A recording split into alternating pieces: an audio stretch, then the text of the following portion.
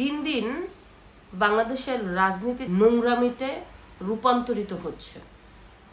যার মুখের ভাষা যত নোংরা সে ততই বেশি জনপ্রিয়। আমরা সিনিয়র দেখি না, আমরা জুনিয়র দেখি না।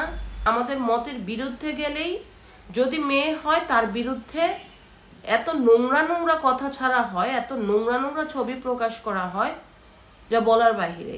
এই কাজগুলি যারা করে তারা তাদের মানসিকতা যে কত নোংরা তার পরিচয় দেয়। দেখেন, সম্প্রতি একটি ঘটনা ঘটেছে। সেই ঘটনা হচ্ছে এনসিপির শীর্ষ 4 নেতৃবৃন্দ কক্সবাজারে গিয়েছে। তো কক্সবাজারে গিয়েছে, সাথে গিয়েছে তসলিম জারা, একটি মেয়ের সাথে 3 জন গেছে, নাসিরউদ্দিন পাটোয়ারি, হাসনাত আবদুল্লাহ আর সার্জিস আলম। এইটাকে নিয়ে এত নোংরা নোংরা ঘটনা ছাড়া হচ্ছে মেয়েটাকে নিয়ে। দেখেন, ওনার হাজব্যান্ড আছে, উনি একটা উচ্চশিক্ষিত মানুষ, আমেরিকায় ছিল, একজন পেশার ডাক্তার। সে এই 3 জন ব্যক্তির সাথে নোংরামি করতে যাবে ওখানে? এই ধরনের নোংরা মন মানসিকতা নিয়ে আপনি বাংলাদেশের রাজনীতিতে কি উপহার দিবেন? অথবা এই ধরনের জনগণ, নোংরা জনগণই বা বাংলাদেশের রাজনীতিতে কি ভালো কিছু নিয়ে আসতে পারবে? তো একজন রাজনীতিবিদ, মেয়ে কিংবা ছেলে, রাজনীতির কারণে বিভিন্ন জায়গায় যেতেই পারে, তাই বলে কি তাকে নোংরামি করতে হবে? দেখেন, শেখ হাসিনা চলে গেছে ইন্ডিয়ায়। তার বয়স কত? 76 বছর। এই 76 বছরের মানুষটাকে নিয়ে যেই ধরনের নোংরা মন মানসিকতার পরিচয় দিয়ে ছবি আসছে, এটা কি ঠিক? তাদের বিবেককে কি প্রশ্ন করা যায়? এটা কি ঠিক? হ্যাঁ, শেখ হাসিনা স্বৈরাচার, শেখ হাসিনা গুম খুনের সাথে জড়িত ছিল, শেখ হাসিনা অনেক কিছুই করেছে, শেখ হাসিনা আবার অনেক ভালো কাজও করছে। বাংলাদেশের ইতিহাসে শেখ হাসিনা অনেক ভালো কাজও করছে। অথচ শেখ হাসিনা ইন্ডিয়া চলে গেছে, এই শেখ হাসিনার মানে কে জুড়িয়ে দিয়ে মোদির সাথে কি ধরনের বাজে ছবি, বাজে ভিডিও, এই ধরনের জিনিস ছাড়ছে। একটাবার যারা ছাড়ে তারা শুধু ভিউ কামানোর জন্য এবং নিজের মনের আত্মতৃপ্তি সন্তুষ্ট করার জন্য এই জিনিসগুলি ছাড়ে। কিন্তু এতে তো তার মন মানসিকতা যে কতটা নিম্ন বোঝা যায়।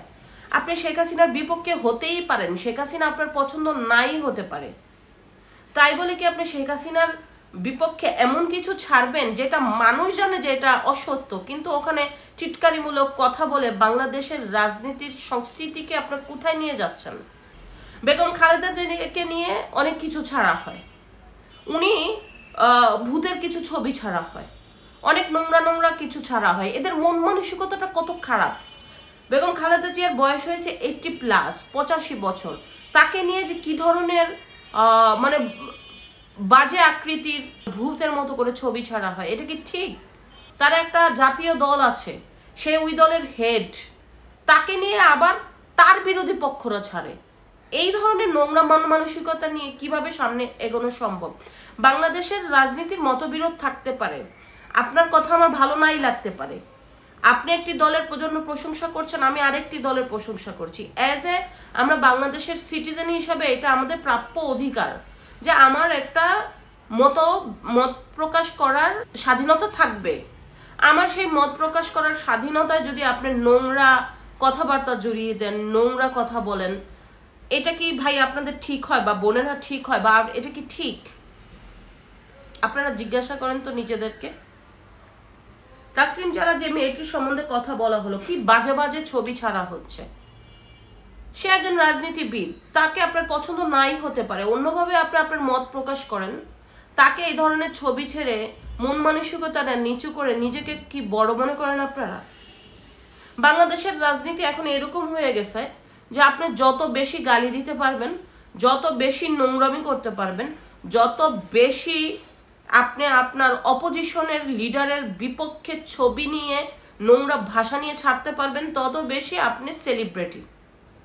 এই সেলিব্রিটি একটা সময় আস্থা করে ডাস্টবিনে নিক্ষেপ হয়ে যাবে, কারণ বাংলাদেশ কখনোই নোংরামির স্বাধীনতা থাকবে না। আজ অথবা কাল দেখবেন এটা বন্ধ হয়ে যাবে, কিন্তু ইতিহাসের পাতায় এই নোংরা জগতের নোংরা মানুষগুলি থেকে যাবে। আপনি রাজনীতি করেন, আপনার মনটাকে ফ্রেশ করে আপনার মতবিরোধ থাকতেই পারে, তাকে রাজনীতির ভাষায় প্রতিপক্ষ হিসাবে তুলে ধরুন। তার সমালোচনা করা আপনার অধিকার, ন্যায্য অধিকার। আপনি সমালোচনাটা সঠিক করুন। শেখ হাসিনা বিদেশে চলে গেছে, আমরা সবাই জানি। তো শেখ হাসিনা ইন্ডিয়া চলে গেছে, বাংলাদেশে টাকা পাচার করে গেছে, গুম খুনের সাথে জড়িত, বা আপনার কি বলে এটাকে ছাত্রদের হত্যার সাথে জড়িত। তার অনেক যে সবচেয়ে বড় কথা আমার চোখে আমি যেটা দেখি, শেখ হাসিনার সবচেয়ে বড় অন্যায় হচ্ছে সে মানুষের ভোটের অধিকার কেড়ে নিয়েছে। 3 টার্ম সে আসলেই নিরপেক্ষ নির্বাচন দেয়নি। এবং এই নিরপেক্ষ নির্বাচনটা যদি শেখ হাসিনা দিত না, শেখ হাসিনা বাংলাদেশের মানুষের মনে ইতিহাস হয়ে থাকতো। কিন্তু সেই নিরপেক্ষ নির্বাচনটা দেয়নি শুধু নেমে যাওয়ার ভয়ে। কিন্তু এটা তার একেবারেই ঠিক হয়নি। এই নিরপেক্ষ নির্বাচন না দিয়ে গণতান্ত্রিক ব্যবস্থাকে ধ্বংস করাটাই শেখ হাসিনার প্রধান ভুল ছিল।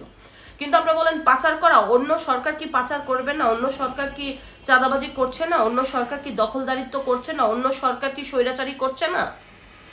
শেখ হাসিনা শুধু বাংলাদেশের মানুষের ভোটের অধিকার কেড়ে নিয়ে গণতন্ত্রের ভাষাকে নষ্ট করেছে। এটাই শেখ হাসিনার মূল এবং 1 নম্বর অপরাধ। বিরোধী দলদের দমন পীড়ন করেছে, এটা দ্বিতীয় অপরাধ। এই অপরাধগুলো ছাড়া শেখ হাসিনা দেশের মধ্যে ভালো কিছু দিয়েছে, এটা আপনি অস্বীকার করতে পারবেন না। 2024-এ যখন ছাত্র জনতা নেমে আসলো, ছাত্র জনতার কি দোষ আছে? দোষ নেই। মানুষ তো যখনই জনগণের দোষ হয় না, জনগণ যা দেখে তাই করে। জনগণের মনে হয়েছে যে শেখ হাসিনা সঠিক ছিল না, নেমেছে। আবার যদি জনগণ মনে করে যে শেখ হাসিনা সঠিক, জনগণই শেখ হাসিনাকে নিয়ে আসবে। এটাই কিন্তু বাস্তবতা, কিন্তু ইতিহাস মুছে যাবে না। এখন সেই শেখ হাসিনা ইন্ডিয়ায় পালায় গেছে। শেখ হাসিনাকে নিয়ে কি ধরনের বাজে মন্তব্য চিন্তা করছেন? একটা 76 বছরের বয়সী মহিলাকে মোদির সাথে বিয়ে দিয়ে দেয়, 1 ইয়ার অ্যানিভার্সারি সেলিব্রেশন করে, কেক কাটে, তাকে কি করে না করে। ছি ছি ছি ছি ছি। না শেখ হাসিনা, না খালেদা জিয়া, না অন্য দলের নেত্রী, না অন্য মেয়ে মানুষ। আপনারা মেয়ে মানুষকে দেখেই এমন একটা কিছু ছেড়ে দিতে আপনাদের মন চায় যে জানেন যে এইখানেই মেয়ে মানুষটা দুর্বল।